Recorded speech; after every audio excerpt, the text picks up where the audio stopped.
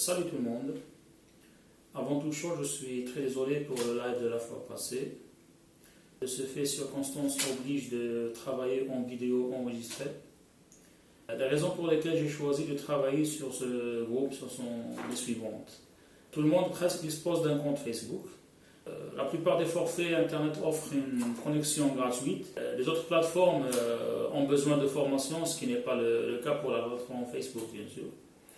Et l'élément le plus important est que les contenus, que ce soit vidéo ou autres, peuvent être consultés tardivement comme prévention pour ceux et celles qui vont éventuellement rater la séance en direct. En suivant les vidéos, je vous invite à interagir par commentaires, remarques ou questions s'il y a lieu à des informations incomprises, bien évidemment. Il faut noter également que je prends en considération vos interventions pour vous évaluer. De ce fait, chaque intervention de votre part devrait être précédée de votre nom, prénom et le groupe pour lequel vous faites partie.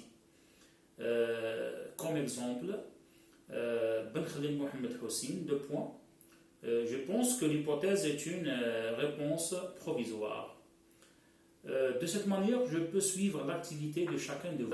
Un autre point que vous devez savoir aussi, c'est que vous allez avoir des TD à envoyer à titre individuel sur ma boîte mail que vous trouverez dans le premier commentaire de cette vidéo.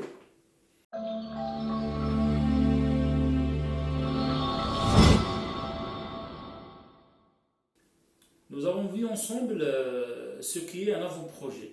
Comment formuler un titre d'un master qui devrait contenir, dans la plupart des cas, 3 éléments essentiels. Un thème, un axe de réflexion et un terrain d'étude. Pour rappel, si on prend à titre indicatif l'intitulé suivant, étude comparative entre anciens et nouveaux toponymes de la ville d'Alger. Le thème ici, c'est la toponymie, un concept qui relève de la sociolinguistique urbaine et qui renvoie au nom de lieux, des villes, et des rues ou des cités. L'axe de réflexion, c'est la comparaison entre les anciens et les nouveaux toponymes. Et notre terrain d'étude serait la ville d'Alger.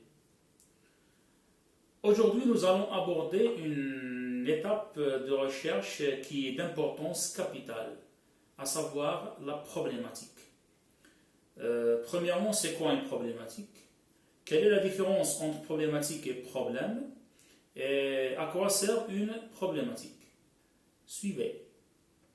Selon les spécialistes, dans son acception générale, une problématique est l'art de poser des problèmes. Pour Michel Beau, c'est l'ensemble construit autour de questions principales, d'hypothèses de recherche et de lignes d'analyse qui permettront de traiter le sujet choisi. Maintenant, pour distinguer entre problème et problématique, je dirais qu'une problématique est un ensemble d'éléments qui sert à questionner un sujet de recherche d'une manière scientifique, alors que le problème est une situation délicate qui nécessite une solution. Un problème est une difficulté à résoudre.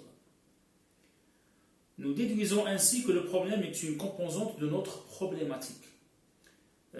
Au final, à quoi sert une problématique? C'est la question qui se pose.